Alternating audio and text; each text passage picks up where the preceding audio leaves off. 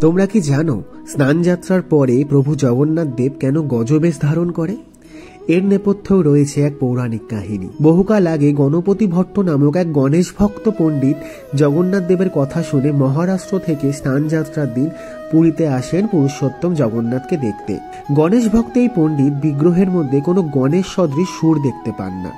স্বভাবতই ইনিই যে পুরুষোত্তম তা মানতে নারাজ হন। গণপতি ভট্টের মনের কথা বুঝতে পেরে জগন্নাথ দেব নিজে এক ব্রাহ্মণ বেশ ধারণ করে এসে তাকে বলেন স্নানযাত্রার মণ্ডপে পুনরায় বিগ্রহকে দেখতে যেতে।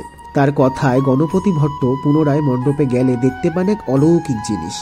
তিনি দেখেন যে বলভদ্র জগন্নাথ দেবের গণেশের ন্যায় সুর ও কান, আর মাতা সুভদ্রার পদ্মাবেশ। তখন তিনি বুঝতে পারেন ইনিই পুরুষোত্তম। আর এই ঘটনার কথা মাথায় রেখেই আজকেও সমগ্র তীর্থের জলসমৃদ্ধ স্বর্ণকুয়োর জলে স্নান করে ওই মণ্ডপেই প্রভু জগন্নাথ গজবেশ ধারণ করেন।